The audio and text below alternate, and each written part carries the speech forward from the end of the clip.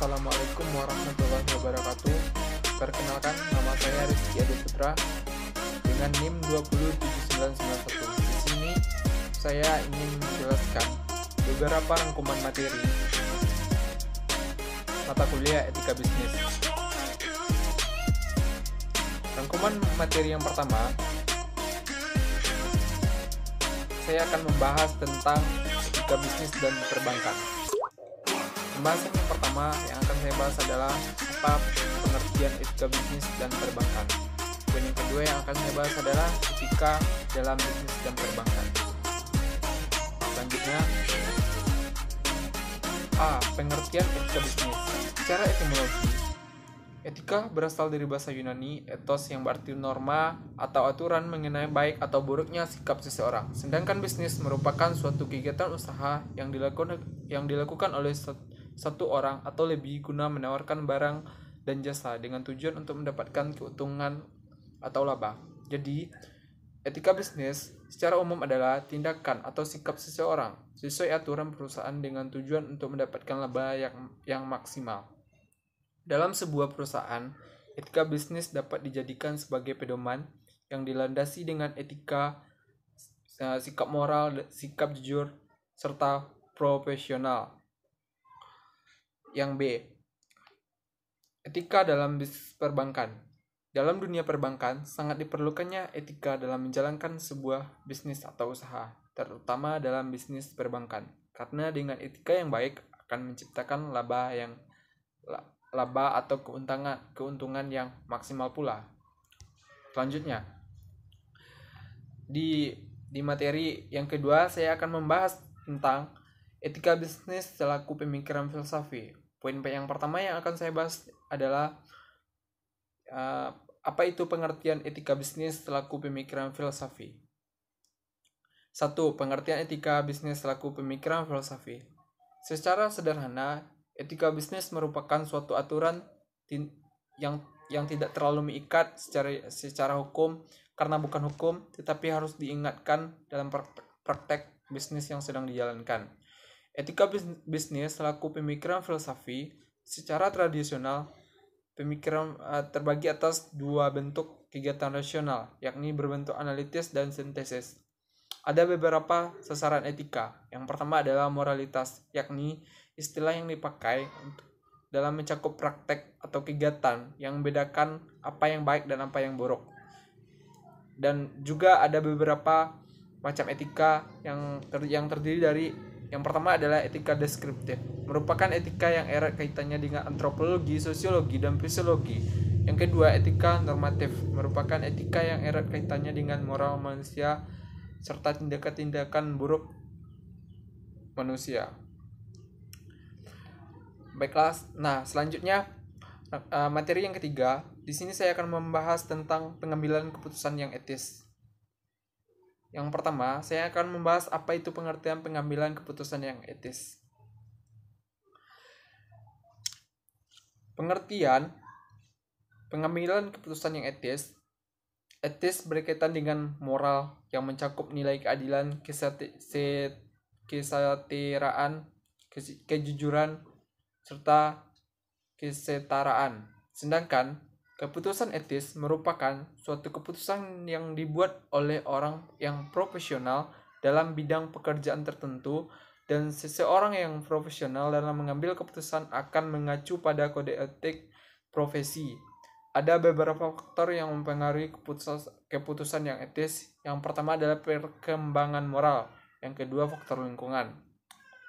Nah, selanjutnya dalam mengambil suatu keputusan yang etis harus memenuhi langkah sebagai berikut. Yang pertama, tentukan terlebih dahulu fakta yang terjadi di lapangan. Yang kedua, buat keputusan dari fakta tersebut. Yang ketiga, pantau hasilnya. Jadi, intinya adalah keputusan yang etis diperlukannya etika. Dalam etika tersebut memerlukan sikap kritis, metodis, dan sistematis. Maka dengan adanya etika dalam pengambilan keputusan akan menciptakan keputusan yang etis, dan keputusan tersebut akan berjalan dengan baik dan benar. Nah, selanjutnya di materi 4 ini saya akan membahas tentang hakikat etika bisnis serta hubungan bisnis dengan moral. Poin yang pertama yang akan saya bahas yaitu apa itu hakikat etika bisnis. Yang kedua, saya akan membahas tentang apa itu hubungan bisnis dengan moral. Hakikat etika bisnis merupakan kebutuhan manusia yang tidak terlepas dari kebutuhan barang dan jasa yang harus terpenuhi guna mendapatkan alat pembayaran, yaitu uang sebagai alat tukar. Dan ada beberapa prinsip etika bisnis. Yang pertama adalah harus mempunyai tanggung jawab, rasa tanggung jawab. Yang kedua, harus menanamkan sikap keadilan. Yang ketiga, harus menanamkan prinsip otonomi. Yang keempat adalah harus menanamkan prinsip integritas moral. Nah, selanjutnya hubungan bisnis dengan moral. Moral sangat berperan penting dalam menjalankan sebuah bisnis. Dengan moral yang baik dalam menjalankan suatu bisnis tentu akan memberikan dampak yang baik pula bagi perkembangan bisnis tersebut. Dunia bisnis yang bermoral akan mampu mengembangkan etika yang berpatokan kepada rambu-rambu yang menjamin kegiatan bisnis yang seimbang, selaras, dan serasi. Nah, di materi kelima ini saya akan membahas tentang pertanggungjawaban moral dan pengawasan moral. Di sini saya akan membahas poin yang pertama yang akan saya bahas, yaitu apa itu pengertian pertanggungjawaban moral dan masalah pengawasan moral tersebut. Pengertian pertanggungjawaban moral.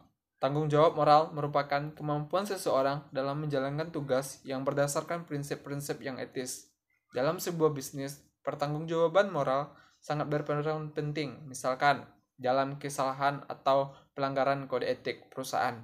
Setiap karyawan harus bersifat profesional atas kesalahan dengan artian mengakui kesalahan tersebut.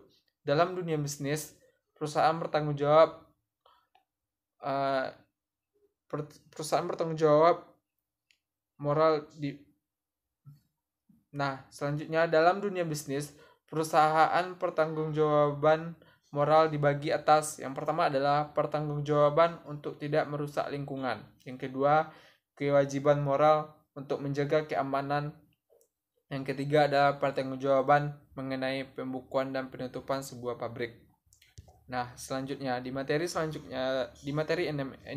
ini saya akan membahas yaitu pentingnya etika dalam berbisnis.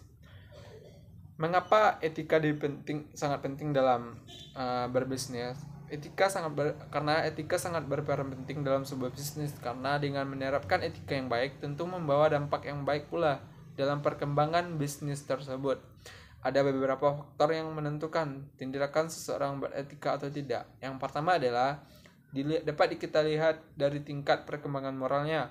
Yang kedua, budaya organisasinya. Yang ketiga, karakteristik seseorang. Nah, selanjutnya fungsi etika dalam sebuah bisnis. Yang pertama adalah meningkatkan efisiensi dan efektivitas dalam produksi pasar, serta meningkatkan standar nasional kehidupan bahagia dan makmur. Nah, selanjutnya di materi 7 ini saya akan membahas tentang etika mencapai laba yang layak. Etika mencapai laba yang layak, yang pertama adalah untuk mencapai laba yang layak atau laba yang maksimal, maka setiap perusahaan harus menanamkan sikap pertanggungjawaban sosial dan keadilan sosial di tengah-tengah masyarakat, serta menanamkan prinsip-prinsip etika, yaitu prinsip otonom, prinsip kejujuran, dan prinsip saling menguntungkan. Dengan menanamkan prinsip-prinsip tadi akan menunjang perkembangan suatu bisnis tersebut sehingga tercapainya laba yang maksimal. Nah, selanjutnya di materi 8 ini saya akan membahas tentang asas-asas etika jabatan. Asas-asas etika jabatan, apa itu yang dimaksud dengan asas-asas etika jabatan?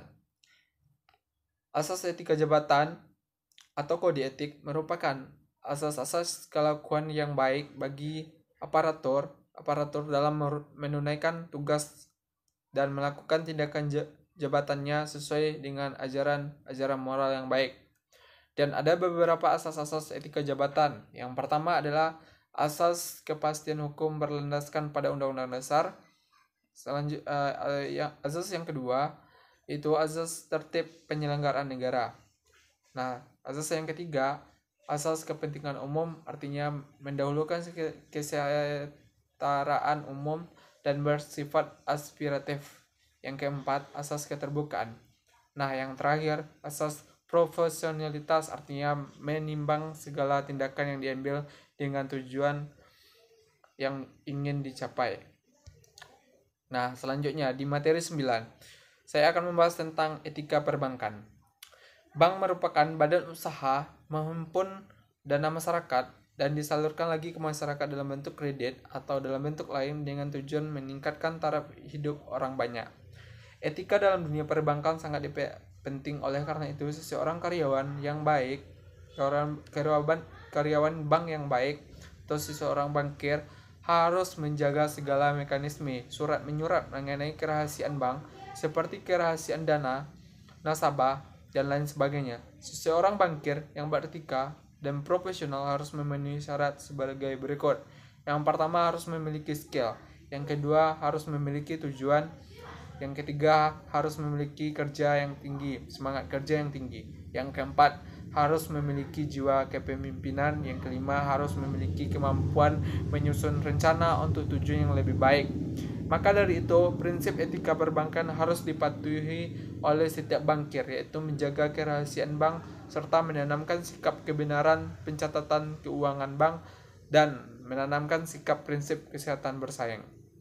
Nah, di materi selanjutnya, materi 10, saya di sini akan membahas tentang integritas wibawa bankir. Integritas wibawa merupakan penilaian mengenai kualitas, kejujuran, dan prinsip moral di dalam diri seseorang. Dan serta saya akan menjelaskan apa itu wibawa. Wibawa merupakan pembawaan seseorang mengenai apa yang dikuasai yang tertuang dalam sikap atau tingkah laku yang mengandung jiwa pemimpin dan penuh daya tarik tersendiri. Ada beberapa karakteristik bankir yang berintegritas, yaitu melakukan setiap pekerjaan dengan tulus, konsisten, serta mempunyai keteguhan hati dalam bekerja. Jadi dari pengertian di atas, integritas wibawa bankir merupakan kualitas seseorang bankir yang tertuang dalam sikap atau tindakan yang berdasarkan prinsip moral serta mempunyai jiwa pemimpin. Nah, materi selanjutnya yaitu materi yang ke-11. Di sini saya akan membahas tentang etika dalam praktek bisnis. Ada beberapa etika yang harus ditanamkan dalam praktek bisnis. Yang pertama adalah harus bisa melakukan pengendalian diri. Yang kedua, tanggung jawab sosial. Yang ketiga, harus mempunyai semangat persaingan yang sehat. Yang keempat, harus konsisten. Yang kelima, jujur. Yang keenam, bersikap dewasa. Yang ketujuh, bersikap atau bertingkah laku baik. Yang kedelapan, menyebutkan nama saat berkenalan. Yang kesembilan, menggunakan pakaian yang rapi. Yang ke-10, menggunakan bahasa yang baik. Yang ke-11, bersikap sopan. Yang ke-12, berdiri saat berkenalan. Yang ke-13, menyebutkan nama klien dengan baik. Yang ke-14, hadir tepat waktu. Nah, yang terakhir, mengucapkan kata terima kasih. Nah, selanjutnya di materi 12, sini saya akan membahas tentang etika dalam praktek akuntansi manajemen.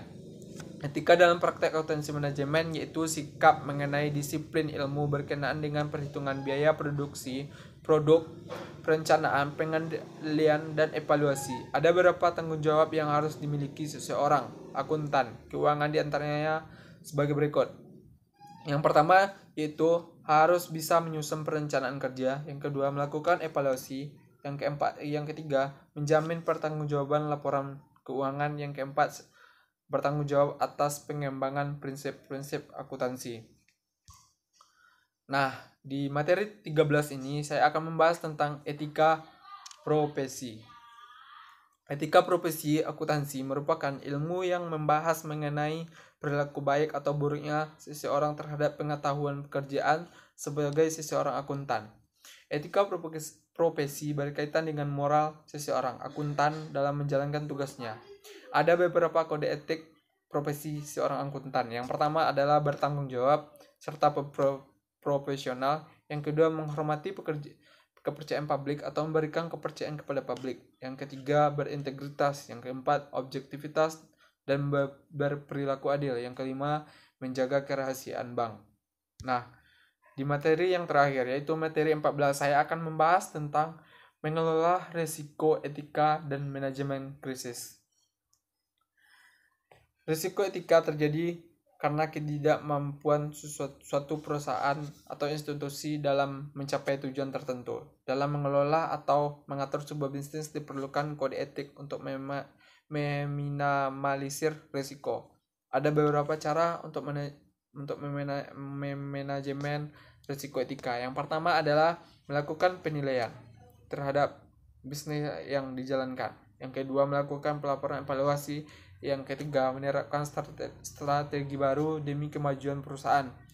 Dan di dalam menjalankan sebuah bisnis ada 3 risiko, yaitu krisis keuangan,